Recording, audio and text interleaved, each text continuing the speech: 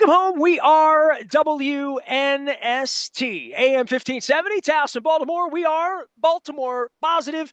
I'm going to be positively taking the Maryland Crab Cake Tour back out on the trail this month. We're going to be at State Fair next month. I'm wearing my State Fair shirt, but this week at Fadley's on Thursday. We'll also be at Pizza John's on the 21st of the month, which is really baseball kickoff because Luke and I are going to be in Toronto with Geddy Lee and Anthony Santander and everyone else at Skydome as we kick off the season. All are brought to you by friends at the Maryland Lottery. Have the Magic 8-ball scratch-offs I'm giving away. Also, home run riches. I want to remind everybody, 162 games, a lot of home runs. They moved the fences back, all that stuff. And, when this guest comes on, usually in season, she will talk about Anthony Santander and him going off to the Blue Jays. And she will be at some point putting her white paneled bird cap on. But she is really putting her reporter's cap on and her citizenship cap on and her civics cap on. She is of the Baltimore Banner. She is the reporter at the State House in Annapolis. I have been very unsuccessful in reaching Wes Moore or some people around him. Brooke Learman's going to be coming on. Johnny O's now running around down. So I have people, politicians moving in different directions, but there's reporters that are staying entrenched. And I reached out to Josh Kurtz, who with Maryland Matters, who's sort of moved away. And it's just more important than ever that we have people to know what they're asking, what's being held accountable. We have a bridge down. We have all sorts of shenanigans going on 40 miles away in D.C. But Pam Wood is trying to make heads or tails of lots of things going on in a very, very important session in Annapolis, in the legislative session where a lot of money's been promised. And Republicans are doing their thing. Democrats are doing their thing. And Pam, welcome. We're not going to do baseball. I might hit you on a Justin Tucker thing. By the way, great journalism being done by your colleagues. I had Julie on this week, and I highly encourage everyone that wants to understand more of the nuance of the Justin Tucker's reporting to have at it. You're down there doing the good work for all of us here. What's important in Annapolis right now, Pam? What's going on? Yeah, thanks for having me, Nestor. Really appreciate it. I always love coming on the show. There's a lot of important stuff, but a lot of it is tied, as you noted, to down the road in Washington, D.C. Everyone here in Annapolis is focused on what is President Trump doing? What is this Republican Congress doing? And how does that affect the state of Maryland? How does it affect the state's budget? Look, we have thousands of Marylanders are losing their jobs through the federal government, through nonprofits that are no longer getting funding. We have tons of money being stripped from anchor institutions, the research money at Hopkins. There is a worry that the Republican Congress is going to, turn off a bunch of the federal money that helps Maryland run its programs. The biggest one is Medicaid. That is insurance, health insurance for people who are low income, people who have disabilities. And they're talking about pulling back some of the Medicaid funding. Or at that time, my 91, 87, 84-year-old mother who lived to be 98 because of Medicare and Medicaid. Yes, yeah, absolutely. It is Medicare and Medicaid. Once you get to be old enough, important. Unless you're a billionaire, all of this stuff has affected you. All of it. Yes, absolutely. And the Medicaid portion of it, look, we have like 6.1, 6.2 million Marylanders, and it's like well north of a million. I think 1.8 million people have Medicaid, including a lot of children. A lot of babies are born on Medicaid, and Congress is talking about stripping some of that funding, and Maryland would be out $1 billion a year, potentially. And the state just doesn't have money to make up. If the federal government abdicates its responsibility on these or other things, Maryland doesn't have a bunch of money laying around in the couch cushions to make up the difference. So that is what I am focusing on here in Annapolis. That is what the leaders are focusing on, figuring out how bad that problem is going to be and then how to fix it. There's so few people that understand this, that are qualified. You are one of them, and I am not, to come down there and do your job and ask the kinds of questions and have the deep perspective of having done this for how many years, Pam, have you been doing this? Too many to count. Full time since 2018, but several years before that, I would come down just for the session in the winter. Your curiosity in wanting to do this job for the Baltimore Banner, before that, the Baltimore Sun, and before that, working your way through ranks to be able to do this. as a citizen, what are your concerns? What's your job down there? I mean, I asked Julie Sharper the same thing in regard to the bile, quite frankly, that Justin Tucker put out in regard to your journalism and tabloid. Like, that sickens me, and it sickens me coming from the White House down. And all of you work very, very hard and have an incredible level of expertise. In the same way that I went to Steve Molesky at the Towson game the other day, who left Masson, and I saw there's been a thing with Masson as well with money and sports. Like, people that have deep institutional knowledge are indispensable. I mean, they're like our grandparents, like just knowing so much, to be able. And I'm now at 56, and I like having people like you down there. Where for me, I try to cut through what is the pro Hogan Republican message versus the anti Westmore, anti Democratic message. We have a bridge down. It's not Democratic, it's not Republican. And you go down and try to fight through what is a lot of rhetoric, really. I mean Donald Trump's running the country and befriending Putin. I mean, that becomes a bigger story than even Justin Tucker and anything else that's going on in the world for me. But how it affects how Westmore's managing the state, and with every guest I have on talking about children, pre-K, employment. I shared a stat the other day that I just saw on, it was one of those media places like the New York Times or the Washington Post, which we can get into that as well. And what media is. I shared a thing about Maryland specifically on federal money, specifically because of what goes on in the two counties around Washington and all sorts of federal parts of DC that are based in Maryland and Virginia, Loudoun, rich counties in the Northern Virginia area, and what it's going to do to this local regional economy in an unbelievably devastating way that they might not feel in Idaho. Yeah, Maryland is uniquely exposed to the federal government. Of course, our proximity to Washington, D.C., there are many federal agencies that are headquartered here. NIH is in Montgomery County, NOAA in Silver Spring.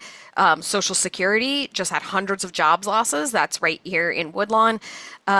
So there are a greater proportion of federal workers and federal contractors as well in Maryland as compared to other states. Virginia also has a large number, but they have a Republican governor, Glenn Youngkin, so less likely that he's going to speak out than Governor Moore. And look, Governor Moore took a turn about pretty recently. He came back from a Governors Association meeting in D.C. and changed his tune. He started out saying, look, he was a big Kamala Harris supporter, of course, but he said, look, we'll work with anybody. Hopefully we'll find alignment with the Trump administration on things, and we'll partner when we can. And then he came back from this governor's meeting recently and said, oh man, this is bad. This is bad. And he's taken a sharper turn against Donald Trump as he has to deal with Governor Moore and the General Assembly down here have to deal with the problems being created by Washington. And my job, as I see it, is if I could, Please. to be sort of the translator and the explainer of what's going on. Look, Marylanders are busy. People have jobs, school, family, commitments. Like, you don't have time to figure this all out. You don't have time to sit there and watch cable news all day, and I recommend against that. But hopefully myself, my colleagues in the press corps down here, we try and understand what's going on, explain it to you, the folks, our neighbors, to understand what's going on. And those of us who've been here for a while, we can do a little bit better job of reading between the lines, reading the tea leaves, explaining what's really going on. That's what I try to do here in Annapolis. I have been unsuccessful. I mean, Wes has been governor for 25 months, whatever it's been. I have not had an on-air conversation with Wes Moore. Him coming back last week, I saw parts of that. I didn't see all of it. I don't know what is said after scrums, before scrums, or what his people are saying about what the experience was. The video that came out,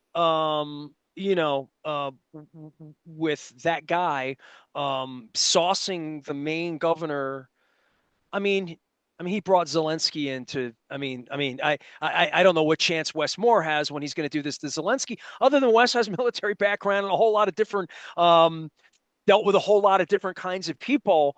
But we have a bridge down here, and we had an economy that was going kind of okay, and I think we would have been having a different conversation had Kamala Harris been president right now, and it would have been a tough enough conversation, right? Am I Mhm. correct in saying that on January 3rd, before Trump took office, when Biden was still saying his goodbyes, that when the assembly met, it really was about we got a lot of money out, not a lot of money in, and how did this happen so quickly? And then I see the rhetoric coming from the right side saying Hogan left this treasure trove. It's just all of this, and I'm trying to cut through that and then process whatever the Trump thing's going to be as to how healthy the state is or isn't. And I know lots of rich people here who hate the inheritance tax stuff, and as they're getting older, partners of mine that have moved off to other states where they get more shelter because they're in that tax bracket. I don't know what that means for the rest of us who love it here, want to stay here and be here and contribute to things.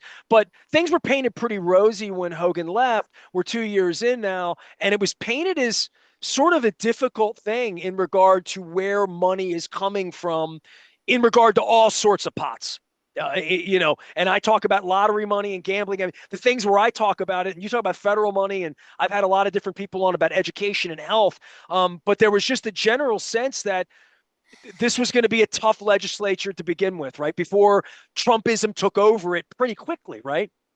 Yes, and that's something the governor said to me is, look, the state budget in particular would have been tough on its own, and now you've sort of added the difficulty factor, and the problem is bigger to solve now with the Trump administration and the Republican Congress. Look, coming into this year, the difference between money coming in and money going out was about $3 billion. And that's on a $67 billion state budget. So I'm not good at percentages, but that's a pretty big gap. And yes, Governor Hogan did leave the state with a surplus, but it's also correct that that was a little bit of not false, but something you couldn't count on because it was part of it was COVID money that came from the state government that's starting to run out. At the same time, the economy has been kind of lagging here in Maryland. Like it's been okay, but it hasn't been growing as much as it could, which means not as much tax dollars coming in as they would have hoped. And so you've had this imbalance, and it's $3 billion this year. And look, the state government has to have a balanced budget. County governments, Baltimore City, they all have to have balanced budgets. Unlike the federal government, they have to figure it out every year. So $3 billion was already hard. And now, of that $67 billion state budget, $9 billion comes from the federal government. More than $20 billion comes from the state government. $9 billion of it is Medicaid. So if Congress slashes Medicaid, if Congress slashes other aid, transportation aid, all sorts of things, that makes that problem even harder. So all session, there has been just this running undercurrent of there's negotiations, conversations of how to figure it out. Pam Wood is here. She's trying to figure it out. She's down in Annapolis covering all state government and the legislature and the movings of Westmore. And what's the atmosphere down there? You've seen it during COVID. We've had masks on. You've joined the show with a mask on from down in that wonderful Wi-Fi pit in Annapolis. And I haven't been down to Annapolis in a little bit, and certainly not floating around in the way that you do. Maybe just down there for a show or meeting people or being in that environment a little bit. And it's always a little. People come in from all over the state, and everybody needs something. And but the elephant in the room being Trump at this point and everything that's gone on over the last 6 weeks, I'm not going to paint it as bullying or somber, but you tell me. You come to work there every day. Yeah, I think it's not a lot of fun down here this session, frankly, that I think these challenges are weighing on lawmakers. It's actually a little hard to get excited about different sort of policy ideas because there's no money. There's no extra money sitting around to start new programs to solve problems. There's sort of just a cloud cast over it with what's coming from Washington and how that hinders the work of people who come here from all across the state trying to solve problems, trying to do things for their neighborhoods. And there's sort of a cloud over it this year. Really, the number one thing is the budget happening. And then the number two thing is the education plan, the blueprint for Maryland's future, which is very laudable excuse me, laudable goals, but it's expensive and it's going to only get more expensive. And how do you keep paying for it? That's actually being discussed today as I'm down here in Annapolis, and it's a lot of tough decisions. So maybe not as somber as COVID when they were all in masks and people couldn't gather very much, but it's kind of a similar vibe in that it's a bit of a cloud. Well, everybody's hanging on to get whatever they can get for their community or for their group. At the top of all of this, you mentioned education, you mentioned the blueprint. Um, Raising all this money for blueprint and the ambitions of it, and I've done various segments, although nothing really recently. I mean, I need to reach out to some folks and talk more about, all right, we're paying a lot of money. What are the expectations in this, and why is it so expensive? I think we can all look and say whatever we've done with education here, we've failed. Just in general, I mean, I look at the White House and I know we failed. They want to burn the books we got. So I would say for education, nobody's against education. No one goes down and argues against it. Then the question is, what are we going to have to cut? And I think that's where it becomes real sticky. Absolutely. And look, everybody is for education. There are policy differences over what's the right funding, what are the right types of programs to fund. The superintendents came down here to Annapolis and said, look, the blueprint programs are starting to work. They're starting to pay off. We're investing in particular in high poverty schools, bringing more resources to the kids who need it, the teachers who need it to teach those kids. But the problem is when they started this about 5 years ago, they dedicated some money to it, but not enough. There's some lottery and gaming money goes into it, some nicotine tax money goes into it, but not enough to cover everything. As the program grows and they put more pieces in place. So that is a difficult conversation that's happening right now.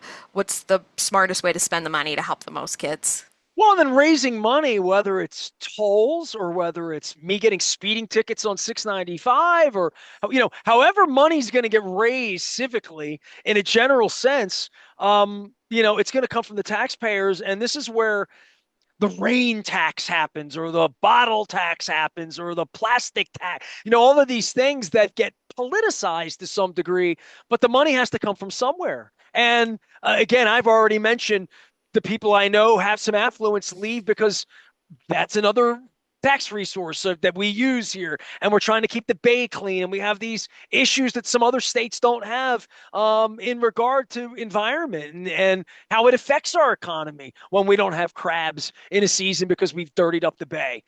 So all of this, the ecosystem of the money, this is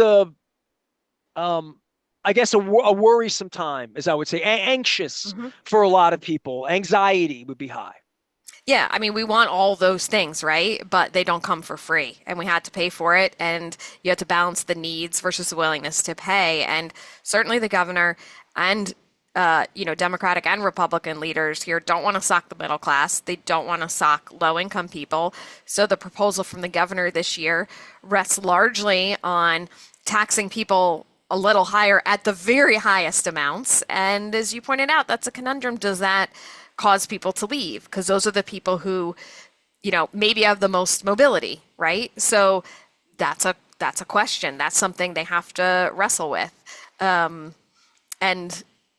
we'll see how that shakes out. I think we are on day 55 of 90 as we're recording this. So we'll see. I'm sure we will hear more tax proposals floated, and, it may take them all the way until day 90 to figure this out. Well, and you'll be up late that night. Pam Wood is here. She's at the Baltimore Banner doing the good work and reporting on the state. So a couple things that come to the Trump Westmore thing that happened last week. Talk a little bit about that and the expectations or lack thereof. And obviously, everything about this is a throw of a dart when you're dealing with Trump. We saw 4 years of that. So there's nothing that can be reliable, or and I think that admission going in is difficult, but I don't know how that you recover from that when you come back from that, and that becomes we're not going to get any help from there. It's a difficult situation for the governor, and yes, he's amped up his rhetoric, but maybe not all the way. After that Oval Office meeting a few days ago, from when we're recording, with President Trump and President Zelensky, more than a dozen Democratic governors put out a statement, criticizing the president for how he handled that, and Governor Moore was not on that statement.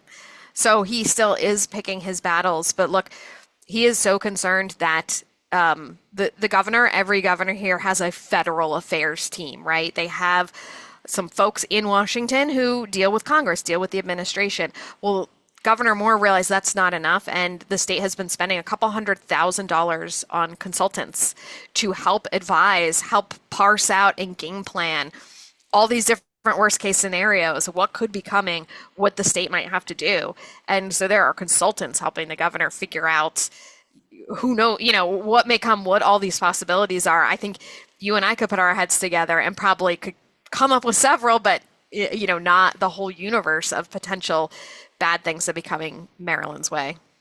Well, Pam, if things were normal, we'd be doing this over Costas, and you'd be taking the Key Bridge from your palatial home in beautiful northern Anne Arundel County, and we're 5 minutes away, and instead you'd have to take the Harbor Tunnel. So instead we're doing this on Zoom.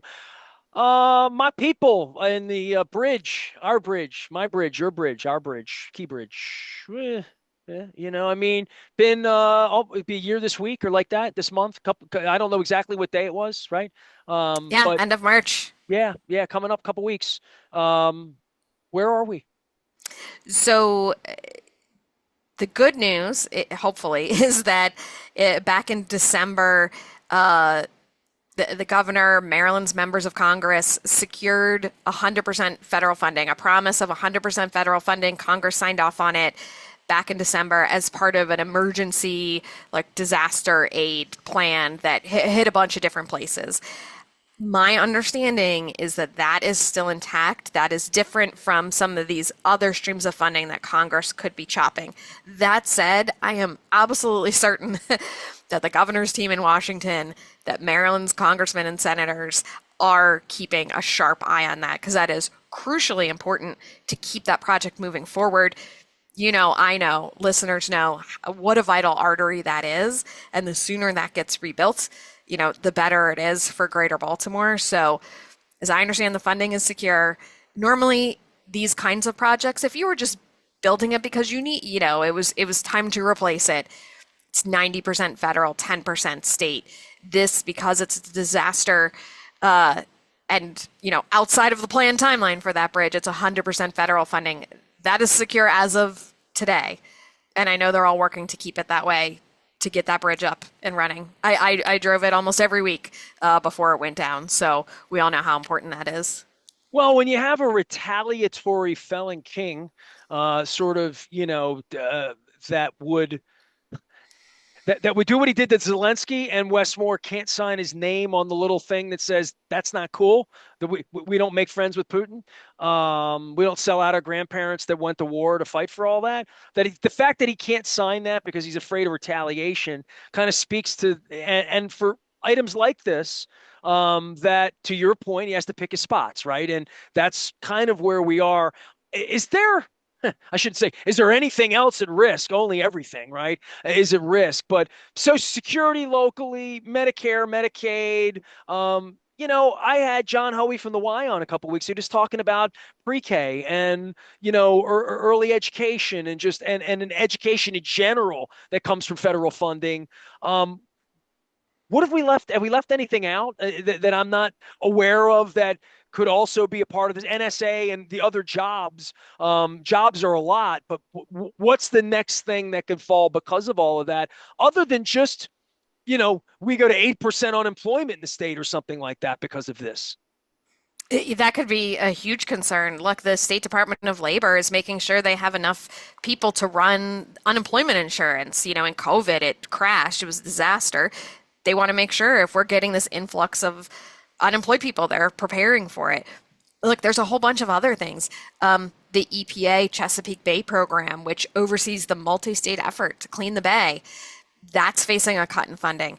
They're talking about, hacking it up at the Department of Education, which, yes, there's funding, but Department of Education also oversees important policy like Title IX for gender equity, like services for special needs kids, kids who have IEPs. That is all because of federal law. If you don't have the federal government there supporting and enforcing these laws, it trickles down to people who benefit from policies. It's just really across the board. You can name any agency. Look, the Park Service cut people. We had a great story in the Baltimore Banner recently about Fort McHenry having this big celebration, but they just lost 6 employees in this government purge. So really, almost anywhere you look, there are effects of either this administration or the Republican Congress, negative effects on Maryland. Well, who you vote for matters. I say that every single day. Sometimes I feel like I'm yelling into a hole, but it doesn't stop me from yelling. Pam Wood is good enough to spend some time with us. I highly encourage you to follow her and give the banner the $20 a month that funds good journalism being done. We've talked so much about Justin Tucker and Julie Sharper and everything. On a journalism side for you, you go down and cover what you cover, and I always say it's like Hulk Hogan. We walk to the ring and people yell at us, and you're this and that, whatever. But the work you guys are doing down there has been fearless, Kimmy, everybody. And I know that, every single day you're doing important work down there in Annapolis and trying to decipher for your fellow citizens, what's going on down there. And I'm very, very appreciative of that. And I hope they're treating you right down there, Pam. They are. We're surviving every day. Look, we have a place to work. We have a place to sit. Most people answer most of our questions. So that's kind of all you can hope for. Most people answer most of our questions. She'll drop the mic on that. Pam Wood, I hope to see you when the bridge is reconnected and Barbara Mikulski's honored, and we can have crab cakes together on both sides of Baltimore County and Anne Arundel County, and connecting the bridge and connecting the dots. Please do yourself a favor and make sure you're following the folks at Baltimore Banner for the good work they're doing to honor the late, great Ted Venetoulis, who dreamed it all up. And it's all happening now, including all the journalism going down with Justin Tucker. So I try to bring on some Banner folks, once or twice a month. Sometimes it happens twice in 1 week. And we're going to be getting the Maryland Crab Cake Tour all over the state. By the way, I'm going to be at State Fair next month, but we're going to be at Fadley's this week. We're going to be at Pizza John's in Essex on the 21st, having some pizza and crab cakes, and hopefully some cannoli as well. I am Nestor. We are WNST, AM 1570, Towson, Baltimore, and we never stop talking Baltimore positive.